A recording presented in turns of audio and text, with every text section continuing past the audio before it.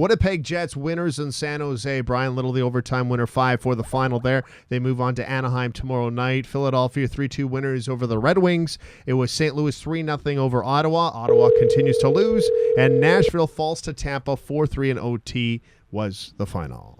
All right, James here. James Mirtle, Mike Richards from rawmikerichards.com. Buddy, we're live on the air now. Live. All right, sounds good, Mike. All right. Hey, great to have you on the show from The Athletic, which, I think is a really interesting project. We've seen how it's grown. And quite honestly, in your industry where you have a lot of great guys in print, I mean, it's just the way of that world. And I got to ask you, before we get into some of the details, in this coming up for you, and now you're the editor-in-chief, whose idea was it first, and is it just basically out of necessity for guys losing all those jobs in print? Tell us about the beginning of this. Yeah, it was the idea of two young guys out in California in Silicon Valley. They decided to get some venture capital and create a startup company. And when they started the company, they're 36 and 28 years old. But they were able to raise a little bit of money through Y Combinator, which is a startup organization. And they started in Chicago. They hired 3 sports writers that had been laid off by ESPN, and they started trying to get people to sign up. And Chicago did well enough that they were able to expand to other markets. Toronto was their second market. They headhunted me. They came into Toronto and said, "What do you think of this idea? Here's the app. Here's the idea. Do you think this would work? And would you want to be a part of it? Would you want to lead it?" And I did. So that was kind of the genesis of it. And, I think that what it stems from is just a really, really good idea, and a good idea to generate revenue from sports writing, which is something that the newspapers have had a really, really hard time doing up until now. Well, just like everything else, James, the industry's almost eaten its young. And if you're talking about sports writers, where are they supposed to come from? Like, where is that being promoted now? Where you're going to find those with a journalistic integrity, proficiently in writing, evaluation of sport, which takes time to actually talk to coaches and to players and to general managers. This is something that generally, like yourself, it has taken a series of different jobs, provinces, cities to get to. And if that's been eliminated, where are they going to come from? And that's what I'm always very curious about. Yeah, no, you're right. I mean, the development system is gone. There's just, I got lucky in that I got in early enough that I was able to get a job. But even when I got in, it was getting dicey. I did grad school at Ryerson I finished in 2005. Fortunately, I got hired by the Globe right away, and I worked my way up from there. But I was in the sports section at the Globe for almost 12 years, and I was the youngest guy almost the entire time I was there. And by the end, I had a mortgage and a kid, and I was married, and I wasn't young anymore, and I was still the youngest guy in the sports section. And, what I saw at the Globe and Mail was the sports section kept getting smaller and smaller and smaller in terms of the staff we had, in terms of the number of pages we had. And that's happening all over the country, and that's happening all over North America. And, not only are newspapers hit hard by the economics of the industry, the sports sections are hit even harder, as they're not really viewed as, aside from in the Toronto Sun, they're not really viewed as integral to the paper. So, at the Globe and at the Post, and to a lesser extent at the Star, they really cut very heavily from the sports sections. And you're right, there was nowhere for a young sports writer to get hired for a long period of time there. We're in conversation with James Mirtle here on rawmikerichards.com. He, of course, editor-in-chief of The Athletic here in Toronto. Now, looking at the Maple Leafs, and maybe, to start the conversation, based on my background and probably yours, going back to the Gardens days, going back to Harold Ballard, looking at some of the challenges when they moved to the ACC and ownership and what they have probably done over all those years until it gets to sort of the Shanna plan. And so I looked at what they did in terms of that blueprint, and I was hard-pressed to find really any real flaws in it. And I think for the first couple of years, I looked at how they achieved and what they got, and I had to give them full marks. I haven't seen a lot, especially in Toronto, a lot of franchises who not only blew it up, but they stripped it down to the wood. I mean, there was no one that was safe when they were cleaning house, and I think it was the right thing to do, and I think they are reaping some of those rewards of it. But when I look at this stage now, this is a more difficult time, which we knew. You get 2-3 years into it. You have a lot of young players. If you're looking at the Maple Leafs right now as sort of the entire model, what is the biggest challenge you think they have in front of them right now as of today? The big challenge is going to get to that next step where, right now they're kind of a middling team. I think they're 16th in the league right now in terms of their record. The big challenge is getting up into that next tier and being a team that's going to be able to compete, year after year, and doing it when the salary cap becomes a bigger factor. I mean, it looks like they're going to lose James Van Riemsdyk and Tyler Bozak and Leo Komarov. So you're going to be subtracting talent in the offseason. How do you get better? How do you get better when you subtract talent? Is bringing in the young team in the American Hockey League, is that going to be enough? Do they have to go outside and sign more players? And I look at their salary cap situation, and it looks fine. It's fine this year. It's going to be okay next year. But when Austin Matthews is making $11 or $12 million on his next deal, and Mitch Marner and William Nylander all get paid, the Leafs are going to have some tough decisions, and they're going to have to be careful that they don't end up like Edmonton, or they don't end up like, even you look at Chicago and Pittsburgh struggling this year. It's really hard to not only to stay on top, but to get there in the first place. And if the Leafs make some missteps here in deciding who they're going to put on their cap, they might not ever get to the top. James, great talking to you this morning. Thanks for joining us. You mentioned JVR, Komarov, Bozak. I totally agree about them not being around. My only question for you about those three, considering their contract situations, do the Leafs dump any of these players before the trade deadline, considering that if they keep them for a drive or a little bit of a drive in this postseason, which they're hoping to do something. I don't know if they're hoping to make a major mark, but if they do keep them, they will lose them for nothing in the offseason. There's a little bit of a fine line between, manufacturing assets in return for what they actually have and losing them outright for nothing. Where do you think they stand on those three players in particular? I'm pretty sure they're going to keep them all and just kind of let it ride. And then, there's been that term that's been going around, own rentals. And, basically what that means is instead of getting a rental player at the trade deadline, you just keep the guys that are your rental players. So, it certainly sounds like that's what they're going to do. Should they do that? It depends what you think their chances are. I mean, if you think that they're still a young team and they're not going to be able to beat, their division's not very good, but at the top it's really good. So it looks like in the playoffs, at least you're going to have to go through Boston in round one and then Tampa in round two. And with the way they've played the last, I would say, month and a half or 2 months, I think that that's going to be awfully tough for Toronto to go on much of a run. So, maybe they should look at moving those guys. Maybe they should see what assets they can get return in. I don't think you're going to get a ton for Leo Komarov or Tyler Bozak, but you might potentially get a lot for JVR. So agreed.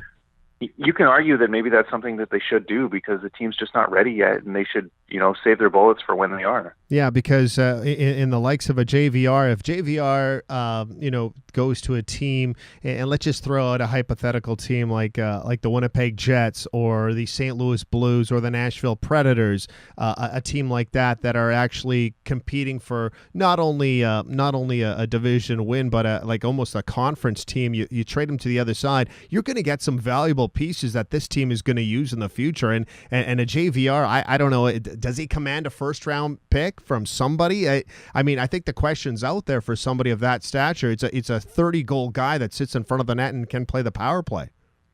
Yeah, I think you could probably get a first round pick. Maybe you're looking at, the 20 to 31 range. Yes. Where you're going to be getting that pick. But yeah, so, if you legitimately think the Leafs don't have a shot this year, then that makes some sense. It really does. And to start planning for next season and the one after, when Matthews and Marner and Nylander are going to be closer to their primes.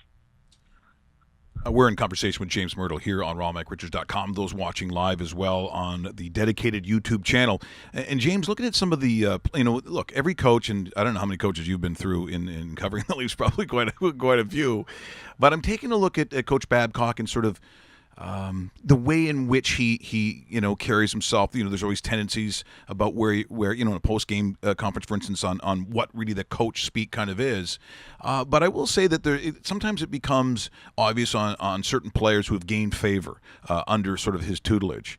If you're looking at those kinds of players, I mean, I don't know what the expectation for Hainsey was, for instance, but I think he's probably played himself into favor with the coach. I think Kadri also has too, even though people want to talk about maybe not scoring a whole bunch of goals. But I figure if you get 20 and change from Kadri with the role he plays, I think he's also played his way into favor with Coach Mike Babcock. Yeah, no, I think that's true. I mean, you're right. You can see who it's. I think with Babcock, it's more about who he trusts. He trusts Zach Hyman. He trusts Connor Brown. He trusts Leo Komarov. He trusts, and with some of the younger guys, that trust isn't there. So that's why you see Mitch Marner on the fourth line the last couple of games. That's why you see, Connor Carrick in the press box a lot. And that was something that when Mike Babcock was in Detroit, it was talked about quite a bit. I know by the fan base and a little bit by the media there, is that, he tended to favor the gritty veteran players, the Dan Clearys and those kind of guys, and that sometimes the skilled young players had a harder time breaking through under Mike Babcock. So it's interesting now that he's got a skilled young team for the most part, and it seems like he leans more to some of the grittier veterans. That's going to be interesting to watch how that plays out and how the players develop in that system. How Marner and Nylander evolve and get better. And, it's an interesting marriage because Mike Babcock didn't have the really, really high-end young talent that he has here in Detroit. So we're learning how he's going to deal with that. We're in conversation with James Mirtle. He's the editor-in-chief and columnist, by the way, with The Athletic, joining us on the program. Line juggling, it's happened a lot. One thing I do like personally is to see Leo Komarov and Nazem Kadri separated. When you see that line combination, and we don't know, James, how long this will last, but when you see a Marleau, Kadri, Marner, it's almost the emphasis Mike Babcock has put on Nazem Kadri now is, okay, I want to see more offensive production from it, and when he has those kind of line mates around him, it really gives him another weapon as far as that 1A to that Matthews line up front, doesn't it?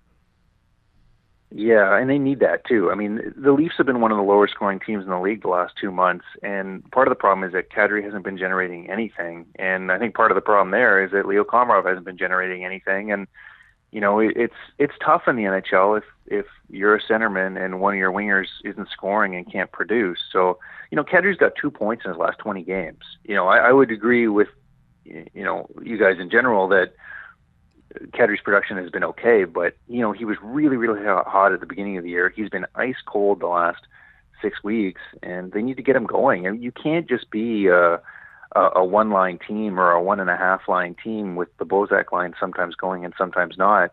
The real strength of the Leafs last year is that they were one of the highest-scoring teams in the league. They had a great power play, but they were really hard for teams to match up against because they had 3 lines that could score every night. And you would often see that 2 of the Leafs lines would be nullified and the third one would break through, and that's why they would win the game. And we haven't seen enough of that this year. They've been boring to watch, and they haven't really produced a lot of offense.